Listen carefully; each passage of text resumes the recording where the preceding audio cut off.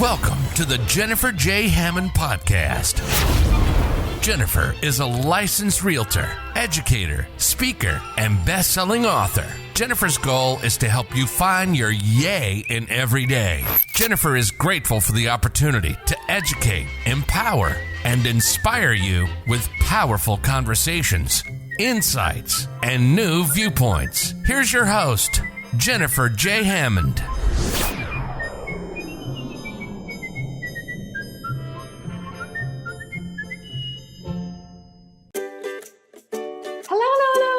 This is Jennifer Hammond, and as you know, I'm always so excited when I can bring an amazing expert who's going to help you, and in some way or another, he's just always putting little ripples of goodness out into the world. And as you know, I always love to say, yay. This is one of my friends that I've known for quite a while, and he always puts a yay in my day. So, Tom Scarda, welcome. Hey, thank you, Jennifer. It's great to be here. This is awesome. I love the fact that you're here because we've known each other for so long. You knew and you came into the studio in New York City. You've shared so many times when I was on Sirius XM. And one of the things that I love is because you are so giving of your knowledge. But I want to go ahead, since we're on my podcast now, I want to make sure that people get a chance to get to know who you are. So I want to start back to the beginning because I absolutely, and I still quote, which I hope you'll bring up, the shirt quote of you'll always have a shirt on your back, but it may not be a silk shirt. I love your story of starting, you have very humble beginnings, starting in New York in the trains, right? So will you tell your story? Yeah, well, thank you, Jennifer. I was a New York City subway conductor. I was the guy opening and closing doors in the subway, making announcements that you couldn't understand if you ever rode in the subway back in the day. It always reminds me of that Charlie Brown. Yes, the teacher. Yes, exactly.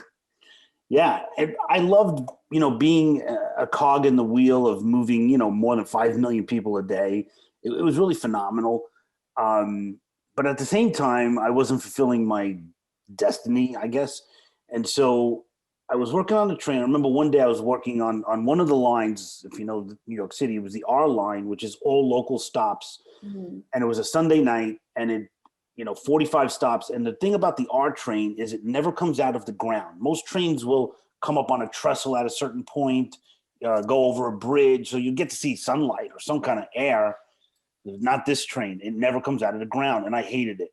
And it must have shown on my face because an old timer there in the lunchroom came up to me and he's like, "Hey kid, don't be down. This is a great job. You'll always have a shirt on your back." He said, "It'll never be a silk shirt, but at least you'll have a shirt." And that hit me like a bucket of cold water. I was like, this is the epitome of mediocrity. I don't want to be mediocre. I want to do something more. And I didn't know how. I was really kind of frustrated, but I started reading books, self-development, business, started going to seminars. And I realized after doing a lot of that a franchise is a business with training wheels. And that's what I needed. I needed the training wheels. I need somebody to hold my hand, tell me how to market, tell me how to hire people, tell me, everything that you need to know in business. And there's a lot to know. And so I ended up getting into a smoothie franchise, something called Maui Wowie Smoothies. And back in 2000, so I'm going back, more than 20 years now. Yeah. Smoothies were not being sold in New York. It was really a California thing back then. And but we decided to dive in, and I built it into 3 locations in New York. And it was great. One day I was working, I actually worked in Jones Beach Theater on Long Island. We had 2 stands there. And so it was outdoor summer concert. So we're doing a Jimmy Buffett concert. And I could show you pictures. I have a line. We had a line that night. It had to be 50 people deep.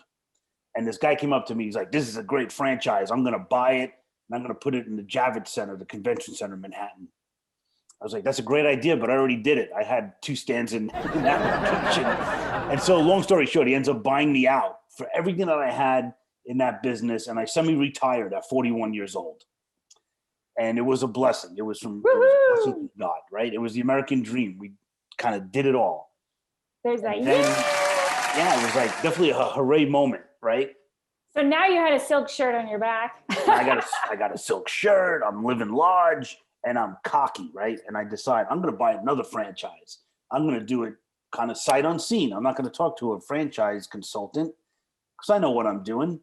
And I bought into a franchise that was called Super Suppers Make and Take. So you come to our location, you make recipes, you make dinners following our recipes, use our ingredients, make them in bulk, 6 at a time, 12 at a time, take them home and freeze them. On days when you're busy, instead of, ordering in pizza again, you can actually have a home cooked meal that you made with your own hands. Brilliant concept. Love this thing. It got so much notoriety at the outset because we're in New York City.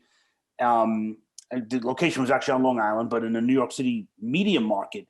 So a lady by the name of Kim Severinsen, who is now the food editor for the entire New York Times worldwide, came to me. I believe she's still there. And she said, she interviewed me and she said, "You're changing the way people eat, the way McDonald's and Swanson TV dinners did 50 years earlier." And I'm like, yeah, we're going to be billionaires. Yay. All right. With less than 2 years, we were out of business and lost almost our entire life savings. Oh my gosh. And that's what made me a franchise expert, was going through that. So back then I was crying about it. Now I look at it as a blessing.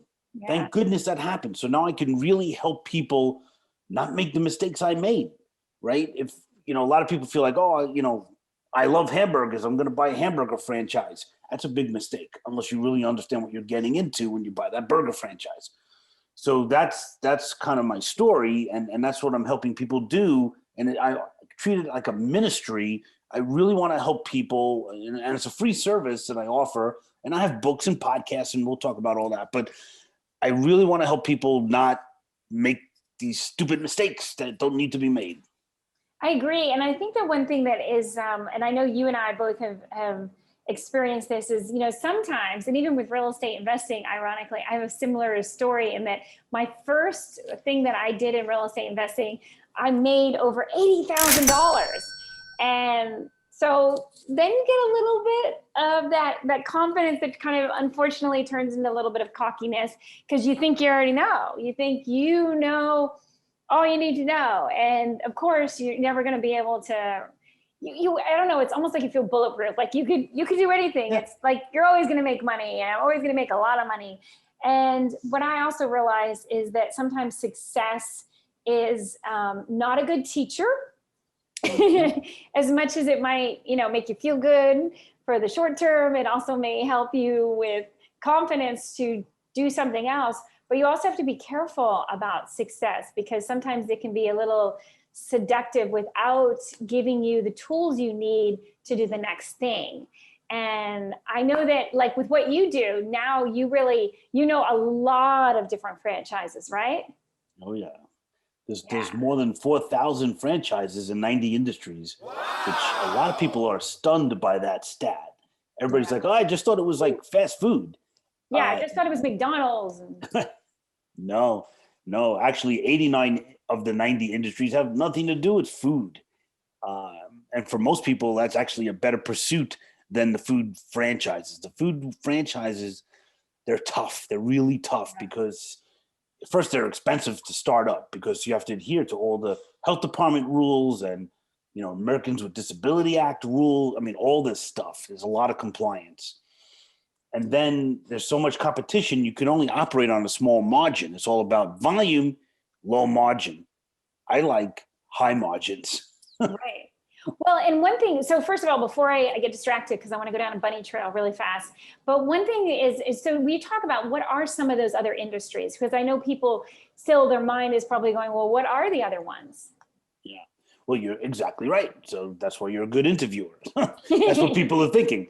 So I think that one way to explain it is think about your day. You wake up in the morning, right? You brush your teeth, you go to the bathroom, and you get a cup of coffee.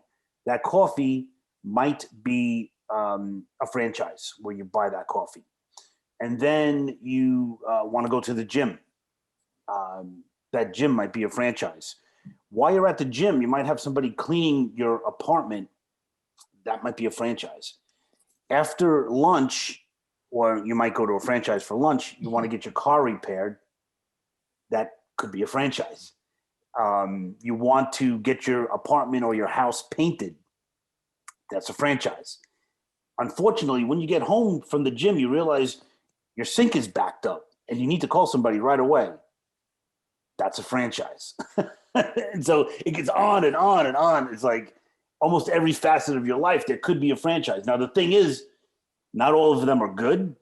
And there's no laws or regulations that say who could franchise or who can't. Anybody could be a franchise. You have to adhere to the way you sell the franchises, and the Federal Trade Commission oversees that. So make sure there's no pyramid schemes and no, money laundering. But other than that, they don't care if the franchise makes money or that the franchise supports their franchisees, what they're paying for, the franchisees. So you have to be really careful, and I help with that process too. Well, and I think that was beautiful, just walking through a day and thinking about how often there's so many things I often talk about, when you feel like you have no solutions and life is it's really starting to go downhill. And I realized that if you'll open your eyes and look around, there's actually, and I love to call them hidden solutions, hidden opportunities all around you. And that was such a beautiful way to do it, is to walk through somebody's day and say, look at all the different franchises. And if you think about it again from a different viewpoint than maybe you thought about it before, guess what? Those are all opportunities. Now, I love what you do, because it's very important to have somebody who's an expert in a field who can actually help you analyze those opportunities and make it make sense. And so let me go ahead. I'll use it as an example. I still want to go down my bunny trail, but before I do that, so when you're looking at something like, for instance, with real estate, I always talk about you need to build your A team. And of course, because I became famous for saying yay, I call it your yay team, because every single person on your yay team should make you say yay every day. And that means your lawyer, whoever your real estate attorney is, and for any kind of business, you need to have legal advice. So you need an attorney, you need an accountant. Who wants to learn all those every single year now, especially the laws keep changing. And for businesses, you need to understand that. And even like the attorney, you need to understand the legalities and the legalese of, do I need a C corporation or an LLC, blah, blah, blah. And also with real estate, you need a home inspector, and you might need a contractor, all these different, you need a real estate agent. And who is that going to be? How do you put together this A team? And I think that that's also something that is really important, because you need somebody who can give you that advice that will help you be able to analyze this, because you going in and becoming an expert at something that, again, I've also learned that, like, I'm never going to be a dentist. I'm never going to be a doctor. I'm never going to be an accountant. I'm never going to be a lawyer. So, but you want those experts in your life. So don't try to recreate something that you're never going to utilize. Go ahead, and I call it just like using OPM, other people's money. Leverage other people's money, leverage other people's knowledge. And to me, that's also what you do, is you're leveraging all of this experience, the good times and the bad times, but also your knowledge of all these different kinds of franchises and what opportunity would be good for somebody. Because I know you've talked about before, one thing that people often forget about is, okay, yeah, you think about, well, how much is it that I would have to put into this to start a franchise? But then also think about how much time it's going to take. Mm-hmm. So what are some of the other things somebody should be considering if they were thinking about going through a franchise? So I love what you just said. And I just want to say, to sum that up about having your A team or your yay team, it's really good, really highly functioning business owners just delegate. Yeah. Delegate, automate, or eliminate. That's what you need to do. And so, to sum it up, I just want to say that. Yeah. The other thing I wanted to mention. You can't do everything. Yeah, I wanted to say that, sum up what you said, is that you can't do everything, and thinking you can, and you shouldn't. Is a foolish error. Right. You shouldn't. You should not. You should be delegating the things, one, that you are not good at, and two, the things you just plainly don't like to do. That's where you start. That's how you build out your organizational chart of your business. Exactly. 100%. Yep. So I mentioned that there's 4,000 franchises, 90 industries. The other question people often ask is like, well, how much to get started? I don't have $1 million. And that's fine. Really great franchises that some of them don't even require a brick and mortar store. They could be home based. Mm-hmm. And those are, well under $100,000 for the investment. And so there's loans for that. And those kind of businesses did really well during the pandemic. So now we have 12 months of stats that we're looking at to see really what did well and what really didn't do well during the pandemic. This is obviously an important stat to know. Well, and that's what I was going to say. We're in year 2021 now, and it's amazing because that is something that people are looking for is what business could I get into that, especially, can I do a home-based business like a franchise? Is there a franchise I could do that's home-based that is not going to take me out into the world if they are deciding to spend more time kind of working from home, but also which one is not pandemic proof, but which one is really going to withstand the kind of the ups and downs of something even as unexpected as a pandemic, which reminds me of who expected the Spanish Inquisition? Who expected a pandemic, That's a good quote. I'm going to use that. I love it. Who expected the Spanish Inquisition? And so people who know what we're talking about will be laughing. Other people would think we're crazy. But anyway. Well, we are crazy. We are. But no, it's really for me, I like things that are also recession resilient because it's a cycle. It's going to happen. And I also like things that are Amazon resistant. That's important because that's something you need to think about. You need to think about also really starting anything. So what are your reasons for doing it? What's your why? And if it's to, be home with your family more, if you have young kids, you want to be around for the games and the recitals and all that, you have to pick a business that's going to allow you to do that. Many businesses are 7 days a week. There's many businesses that are 9 to 5, Monday through Friday in franchising. So you have to think about that. And of course, how much money you need to make. You're not really, the misnomer is you're replacing a salary, but you're not. You're building a lifestyle, and you want to do something that's going to give you the time and the money to do what you want to do, whatever it might be. The franchise or a job, it's just a vehicle to get you what you want in life. I think the job is limiting. The business opportunities are unlimited. There's no ceiling. You can do whatever you want with the business. And two factors I think that most people are thinking about when they're looking at, because in one way or another, as a franchisee, when you're starting to become that, you're also becoming a business owner, an entrepreneur. So it's a completely different, I want to say, idea and mindset that you are looking at. It's different than just having a job where someone else is giving you the blah, blah, blah, no matter how much you love that job. So making sure that when you switch and you become a business owner, it's exactly what you're looking for, right? Yeah, it really is. And there's also a distinction between being an entrepreneur and being a business owner. Owning a franchise is not entrepreneurship. It's being a business owner, yes, and you have 100% responsibility, and you're making the decisions, and you're making it happen. An entrepreneur is someone that has like this burning idea, and they just can't sleep, and they got to get it done, hook or crook, and that's different. And those kind of people actually would be frustrated in a franchise, because a franchise, it's already laid out. You're playing the playbook. You're just executing the playbook. Yeah. You're just executing someone else's, as you said, with training wheels. You already have the training wheels. So different. Good to know. Yeah. So what do you think is a disadvantage of owning a franchise? So a disadvantage, I think, is what I just said, is for some people, being held within these rules that you have to follow. Like if you buy McDonald's and you feel like, I really don't like the golden arches, I'm going to do them in fuchsia, you're going to have a problem. They're not looking for renegades. They're looking for people who have business experience, typically 10 years or more in a corporate job.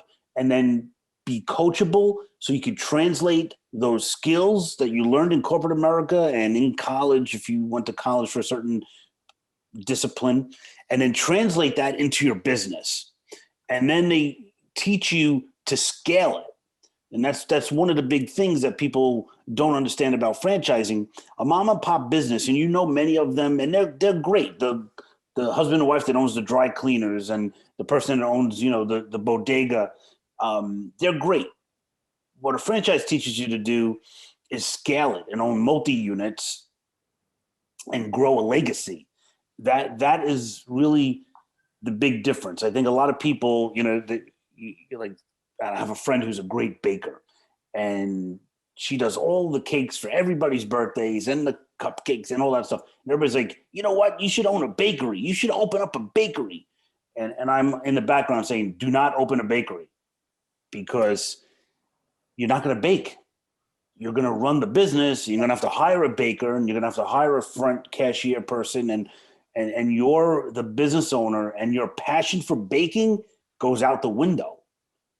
And so a lot of people get into a business. They're like, I'm the greatest auto mechanic in the world, and I don't want to work for this jerk anymore. I'm going to start my own thing. And they do. And they bring some customers with them, but they don't know how to market to get more customers. They don't know how to hire. They don't know social media, all these things. A franchise does all that for you. Yep. And I think that's really interesting, because I think that this important distinction, because a lot of times people who are real estate investors are thinking, oh, I really want to do a franchise. Well, again, you need to define. And I just thought it was interesting how you just talked about an entrepreneur versus a business owner, especially a franchise owner, and the creative part of whatever you're doing. Because like with real estate investing, there are so many different ways you can be in real estate investing. And I say that as like this big umbrella of real estate investing. And so sometimes when somebody says, I've always wanted to do real estate investing, I'm like, what do you mean specifically? Because if you really understand it, there's just tons of different ways that you can attack it without going, again, down a bunny trail of just distraction. There's so many different ways you can do it. So you need to decide, what is it that you like? So I know that's something that you like to do, is you really got to figure out when you're analyzing someone's personality. And again, what do they want for the future? Their future goals is also part of figuring out, even if a franchise, any business, because there's so many different kinds of franchises out there, if a franchise is the right business, or really they should be going in a different direction. Like I love people who are the really creatives, like the artists who create music. And I'm like, yeah, I'm not really sure franchise is the right thing for you, but maybe it is. Maybe it's owning a chain of restaurants, so you can get musicians in each one. But really, you need to know the majority of your day is still going to be being a business owner, not playing your guitar, right? Exactly. But the thing that also to note on that is you're owning a franchise or a string of franchise units over time that are going to give you enough time and money so you could play guitar to your heart's content. Right. Yeah. So you could be a vegetarian and own a McDonald's. It doesn't matter, because you're going to be the manager. You're not going to be the person flipping burgers. You'll probably never see a burger. And it's probably not a good idea anyway. Like if you decided to own a cupcake chain or something, to be somebody who's obsessed with eating cupcakes, because it's never good to be eating your own products, right? Yeah. Good point. Yeah. There go the profits. Out the window, the profits. Yeah, I would be that guy. Definitely. I know, that's why I can relate to it, is I can see myself decide, oh, well, that would be a great idea, right? Because I want to eat a whole bunch of cupcakes, right? I'm going to be the test kitchen for your cupcake franchise. Exactly. Well, mine would be key lime pie cupcake franchise, because I'm from Key West and I have a secret recipe, quote unquote, for key lime pie that, absolutely blows people's mind every time I do it. So, but I'm not really sure that's a good franchise. But anyway, I digress. Of course, I knew I'd get to go down one bunny trail before the end of this. So I know we're just about out of time, and I wanted to make sure I ask you one of my favorite things, which, you've known me for years, so you know that I'm famous for saying, yay! So what is it, Tom, in your world? How do you create yays in your day? So on a personal basis, you mean? Mm-hmm.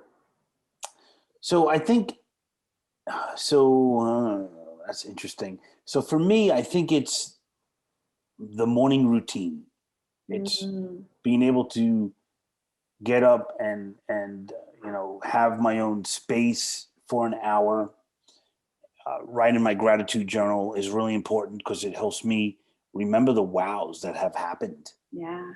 Not only yesterday, but my whole life.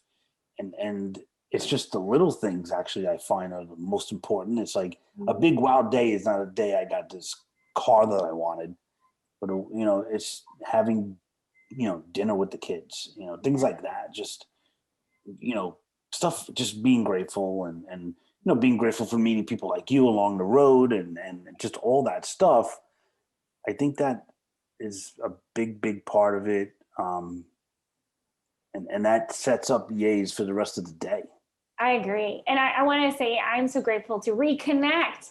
It's funny how you and I have known each other for so many years, and it's amazing. We've had such wonderful times of just running through so many experiences, so many, I want to call them pleasure moments, pleasure memories of times when we laughed and just had incredible fun experiences. So Tom, I'm so grateful for that. And I could reminisce forever. I mean, I remember the very first time I met you, you taught me how to speak on the radio at a publicity summit in New York. And then we ended up together on a trip. You probably don't even remember this, I bet. We were in Santa Barbara, California, and we were with Jack Canfield, Chicken Soup for the Soul guy. And that was such a special moment because Jack and I have become friends. I mean, really friends, which is such a neat thing to have somebody like Jack believe in your mission and be so, so encouraging about the fact that there are incredible things that, are inside of you that need to come out. So I remember that. That's such a special memory. Thank you for remembering that one. So before I forget, let's make sure people, if they're interested in anything about franchises, tell us about your podcast, your book, the Franchise Academy, everything you want to share. Yeah. So I, as I said, when I had the disaster, with my second franchise, I wrote a book called Franchise Savvy. That's a #1 bestseller on Amazon Business Books, so you can get it on Amazon. And I have several other books too that I wrote. I have a podcast called The Franchise Academy. It's available everywhere you could find podcasts. I'm trying to get it out everywhere. All free information. And then my website is just thefranchiseacademy.com, and there's all sorts of free content on there. There's even a personality test you could take for free to see if you are a good fit for franchising.